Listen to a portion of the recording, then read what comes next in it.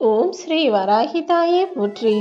என் அன்பு குழந்தையே, நாளை விடிவதற்குள்ளாகவே இந்த வராகி அம்மா யாரு, என்னுடைய சக்தி என்ன, என்னுடைய அற்புதம் என்ன, என்னுடைய மகிமைகள் என்னங்கிறதையெல்லாம் நான் உனக்கு நிரூபித்து காட்ட தான் போகிறேன். நான் உனக்கு கொடுக்க போகிற இந்த வாக்கு நிச்சயமாக பழித்தே தீருமேன் செல்லமே. நீ தான் உன் வாழ்க்கையில் ஜெயிப்பன்னு நான் உனக்கு ஏற்கனவே சொல்லிட்டேன். அப்படி உனக்கான விஷயங்கள் எல்லாவற்றிலும் நீ சிறப்பாக சேர்ந்து வெற்றி பெறுவதற்கும் உன் வாழ்க்கையை ஜெயிக்கிறதுக்கும் உனக்கு வழிகாட்ட தான் இந்த வராகி அம்மா நான் வந்திருக்கேன். நாளைக்கு என்ன செய்யலாம்னு நீ யோசிக்கலாம், ஆனா நாளைக்கு என்ன நடக்குமோன்னு ஒருபோதும் யோசிக்காதே. இப்படி நாளைக்கு என்ன ஆகும் ஏதாகும்னு யோசிச்சுக்கிட்டே இருந்தீனா இப்போது உன்னால நிம்மதியாக தூங்கவும் முடியாது, அது உன்னுடைய நிம்மதியையும் கெடுத்து விடும் என் செல்லமே. எப்பவுமே நம்பிக்கையோட இரு, நல்ல எண்ணத்தோட நேர்மறையான சிந்தனைகளோட எல்லாமே எனக்கு நல்லதாகத்தான் நடக்கும்னு நேர்மறையான பிள்ளையாக நீ இருந்தீனா எல்லா விஷயங்களையும் உனக்கான நல்லதாக என்னால நடத்தி கொடுக்க முடியும். நீ யாருக்காகவும் யாரையும் பகைத்து கொள்ளாதே. உனக்கு பிடிச்சவங்கன்னா பேசு, உனக்கு பிடிக்காதவங்கன்னா அவங்கள விட்டு விலகி நில்லு. அதை விட்டுட்டு உனக்கு பிடிச்சவங்களுக்கு ஒருத்தரை பிடிக்காதுங்கிறதுக்காக அந்த பிடிக்காதவரை நீயும் எதிரியாக்கி கொள்ளணும் என்ற அவசியம் இல்லை. உனக்கு பிடிச்சிருந்தா மட்டும் நீ எல்லார்கிட்டையும் பழகு. யாரை நம்பியும் யாரையும் பகைத்து கொள்ளக்கூடாது. ஏன்னா நாளைக்கு சண்டை போட்டவங்க 2 பேரும் ஒன்னா சேர்ந்துட்டு ஒன்றை ஒதுக்கி வச்சு அவர்கள் உன்னை குற்றவாளியாக மாற்றி விடுவார்கள் என் செல்லமே. பணம் இருந்தா எல்லாத்தையும் வாங்கிடலாம்னு நினைக்கிறாங்க. ஆனா இந்த மரியாதையும் கௌரவத்தையும் நேர்மையையும் பணத்தை வச்சு தலைகீழா நின்னாலும் வாங்க முடியாது. அது உன்னுடைய செயலின் மூலமாகவும் உன்னுடைய நடத்தையின் மூலமாகவும் மட்டும்தான் உனக்கு வந்து சேரும். நீ எதிர்பார்த்தபடியே உன் வாழ்க்கையில உனக்கான மரியாதையை அதிகப்படுத்தி உன்னை நீ கௌரவமாக வாழும்படி நான் செஞ்சு காட்டுறேன். நீ என்னதான் எல்லாருக்கும் எவ்வளவுதான் நல்லது செய்தாலும் ஏதோ ஒரு விதத்தில் உன்னை கெட்டவனாக சித்தரித்து விடுவார்கள். அதனாலதான் சுத்தி இருக்க மனிதர்களிடம் கொஞ்சம் கவனமாகவே இருந்துக்கோன்னு நான் சொல்றேன். உன்னை சுத்தி இருக்கிறவங்கள உண்மை பேசுறவங்களை விட பொய் பேசுறவங்க நிறைய பேர் இருக்காங்க. அப்படி ஒருத்தன் பொய் தான் சொல்றான்னு தெரிஞ்ச பிறகும் அவன்கிட்ட போய் ஏன் பொய் சொன்னன்னு கேட்பது முட்டாள்தனம் அல்லவா? ஏன் பொய் சொன்னன்னு கேட்டா அதற்கும் அவன் ஒரு பொய்யைத்தான் சொல்வான்.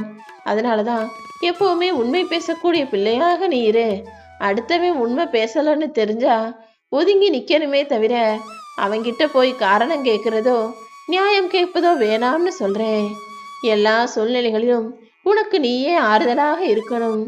உன்னை நீயே ஊக்கப்படுத்தி தைரியம் கொடுத்து நல்ல செயல்கள் செய்யும் போது உன்னை நீயே பாராட்டி உனக்கு நீயே உற்சாகத்தையும் கொடுத்து கொள்ள வேண்டும் என் செல்லமே. ஏன்னா கெட்டது நடந்தாலும் உனக்கு ஆறுதலும் தைரியமும் நீ சொல்லிக்க கூடிய ஆளாக, நல்லது நடந்தா உன்னை பாராட்டிக்கிட்டு நீயே உற்சாகப்படுத்தி கொள்ளக்கூடிய ஆளாக இருந்தீனா உன்னை விட சிறந்த துணையாக உனக்கு வேற யாருமே தேவைப்பட மாட்டாங்க. எல்லா சூழ்நிலைகளிலும் உனக்கு நீதான் துணை என்பதை ஒருபோதும் மறந்துவிடாதே என் செல்லமே. வாழ்க்கையில ஒவ்வொரு வெற்றிக்கு பிறகு உன்னை பாராட்டுவதற்கும் ஏதாவது தோல்வி வரும்போது உனக்கு ஆறுதல் சொல்வதற்காகவும் நீ எந்த மனிதரையும் எதிர்பார்க்காதே. ஏன்னா மனிதர்கள் எப்போது எந்த சூழ்நிலையில எப்படி பேசுவாங்க எப்படி பழகுவாங்கன்றத இங்க யாராலுமே சொல்ல முடியாது. மனிதனுடைய வாழ்க்கையில ஒவ்வொரு வயசு வரும்போதும் அதற்கேற்றாற் போல அனுபவமும் பக்குவமும் மாறும். ஆனா எல்லா சூழ்நிலைகளிலும் உன் கையில இருக்க பணத்துக்கு மட்டும்தான் மனிதர்கள் முக்கியத்துவம் கொடுப்பாங்க. நீ தான் அதை பெருசா எடுத்துக்காம காசு பணம் சம்பாதிக்கிறது வாழ்க்கையின் ஒரு பகுதி தான், நான் வாழ்க்கையில நேர்மையா நியாயமா வாழுவேன்ன நல்லெண்ணத்தோட நல்ல செயல்களோட இருக்க வேண்டுமென் செல்லமே. இங்க மனிதர்கள் ஒரு சின்ன உதவி செஞ்சுட்டாலே நான் அதை செஞ்சேன் இதை செஞ்சேன்னு உனக்கு செஞ்ச உதவிய சொல்லி காமிச்சுக்கிட்டே இருப்பாங்க. ஆனா நீ எத்தனையோ பேருக்கு எவ்வளவோ உதவி செஞ்சுட்டு எவ்வளவோ நல்லதை செஞ்சுட்டு அமைதியாகத்தானே இருக்கிறாய். இதை ஒரு உதாரணமா சொல்றேன் கேளு. ஆமை இருக்குல்ல, ஆமை அது 1000 முட்டை போட்டுட்டு அது பாட்டுக்கு அமைதியா இருக்கும். ஆனா கோழி ஒரு முட்டை போட்டாலே கத்தி கத்தி ஊரையே கூப்பிட்டுடும். அதே போலதான் இங்கே ஒரு சில மனிதர்கள் ஒரு சின்ன உதவியை செஞ்சுட்டு அவங்க வாழ்க்கையவே இவங்க தான் காப்பாத்துற மாதிரி சொல்லிக்கிட்டு இருப்பாங்க. அப்படி உன் வாழ்விலும் யாராவது ஒரு உறவோ நட்போ இருந்ததுன்னா நீ அவர்களிடமிருந்து கொஞ்சம் ஒதுங்கியே இருப்பதுதான் உனக்கு நல்லதாக இருக்கும். இல்லாட்டினா நீ கஷ்டப்பட்டு அரும்பாடுபட்டு செஞ்ச எல்லா நல்ல செயல்களுக்கும் அவங்க தன்னை சொந்தக்காரன் போல வெளியே சொல்லிக்கிட்டு திரிவாங்க. நீ தென்றல் போல அமைதியாக இருந்து உனக்கான வேலைகளை செஞ்சுக்கிற. ஆனா ஒரு சிலர் புயலாக வந்து தகாத வார்த்தைகளையும் உனது மனசை கஷ்டப்படுத்தக்கூடிய வார்த்தைகளையும் பேசுறாங்கன்னு நினைச்சு நீ கவலைப்படாதே என் செல்லமே. எப்போதும் யார் என்ன சொன்னாலும் எந்த மனிதன் முன்பாகவும் நீ தலைகுனியும்படி நான் உன்னை விட்டு வைக்க மாட்டேன். உன்னை படைச்ச எனக்கு மட்டுமே நீ பயந்து நம்பிக்கையோட பக்தியோட வாழ்ந்தால் போதும். மனிதர்களுக்கெல்லாம் பயப்படணுன்ற அவசியமோ அல்லது அவர்கள் என்ன செய்வாங்க எது செய்வாங்களோன்னு கவலைப்பட வேண்டிய அவசியமோ இல்லை என் செல்லமே. வெற்றிங்கிறது உன்னை இந்த உலகத்துக்கு அறிமுகம் செய்யும். தோல்விங்கிறது நீ யாருங்கிறத உனக்கே அறிமுகம் செய்யும். அதனாலதான் தோல்வி அடைஞ்சா துவண்டு போகாத, எல்லாமே நன்மைக்கு தான் நான் சொல்லிக்கிட்டு இருக்கேன். நம்ம எல்லாருமே செய்யக்கூடிய ஒரு தவறு என்னன்னு நீ யோசிச்சு பாரு. உனக்குள்ளேயே சில தவறுகள் இருக்கும், தப்பு செய்யற ஆளா இருப்ப.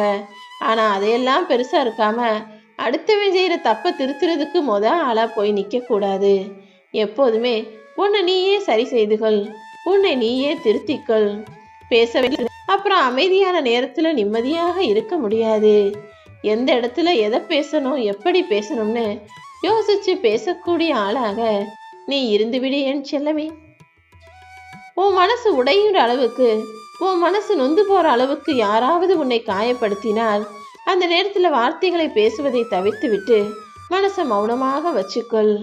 ஏன்னா அந்த அமைதியான குணம் கொண்ட மௌனமும் பொறுமையும் ஏதாவது ஒரு வழியில எல்லா பிரச்சனைகள்ல இருந்தும் நிச்சயமாக உன்னை காப்பாத்தும். உன் வாழ்க்கையில இதுவரை சரியாகாத விஷயங்களும், இதுவரை என்னென்ன செய்யணும்னு ஆசைப்பட்டியோ அந்த விஷயங்களையும் எல்லாவற்றையும் உனக்காக நான் சரி செய்ய போறேன். நாளை விடியலானது உனக்கான சந்தோஷத்தை தரும் விடியலாக நிச்சயமாக இருக்கும். அடுத்தவங்க நினைச்சதையெல்லாம் செய்யற ஆளா நீ இருக்க வேண்டாம். அடுத்தவங்க நினைக்கிறத எழுதுற காகிதமாக நீ இல்லாமல் நீ நினைச்சதை எழுதக்கூடிய பேனாவாக உன் வாழ்க்கையில நீ ஜெயிக்கக்கூடிய காரியங்களை செய்யக்கூடிய ஆளாக இரு. இல்லைனா அடுத்தவங்க தேவைக்கெல்லாம் உன்னை பயன்படுத்திக்குவாங்க. ஆனா பாசம் வேஷம்னு நடிச்சுக்கிட்டு இருப்பாங்க. நீ எப்போதும் எல்லார் மீதும் பாசம் வைப்பது சரிதான். ஆனா உன் வாழ்க்கைய உனக்கு பிடிச்ச மாதிரி வாழணுமே தவிர அடுத்தவங்க இஷ்டத்துக்கு ஆட்டி வைக்கும்படி அப்பாவியாக இருந்து விடாதே என் செல்லமே. பல பேர் தங்களுடைய அறிவாளித்தனத்தை அடுத்தவன இருக்கிற குற்றத்தை காண்பதிலும் குறை குற்றத்தை கண்டுபிடிப்பதிலும் மட்டும்தான் நிரூபிக்கிறாங்க. உன்னுடைய புத்திசாலித்தனத்தை அடுத்தவனை குறை சொல்றதுல பயன்படுத்தாம உன்னுடைய குறைகளை தெரிந்து திருத்துவதற்கு பயன்படுத்திக்கோ. நீ வாழக்கூடிய வாழ்க்கையை சொர்க்கமாக்குவதும் நரகமாக்குவதும் கையில் இருக்கும் ரொக்கம்தான் என்பது எனக்கு தெரியும். கையில் இருக்க ரொக்கத்தை காசு பணத்தை எவன் பெருசா நினைக்கிறானோ அவனுக்கு வாழ்க்கை நிச்சயமாக நரகமாகத்தான் இருக்கும். ஆனா என் அன்பு பிள்ளையான உன்னுடைய செயலும் மனசும் யோசனைகளும் சிந்தனைகளும் நல்லதாக இருப்பதால் இந்த உலக வாழ்க்கையை உனக்கு சொர்க்கமாக நான் அமைச்சு தர்றேன். நாளைய விடியல் நிச்சயம் உனக்கான விடிவு காலமாக நீ நினைச்சதை நடத்தி கொடுக்கும் விதமாக இருக்க போகுது.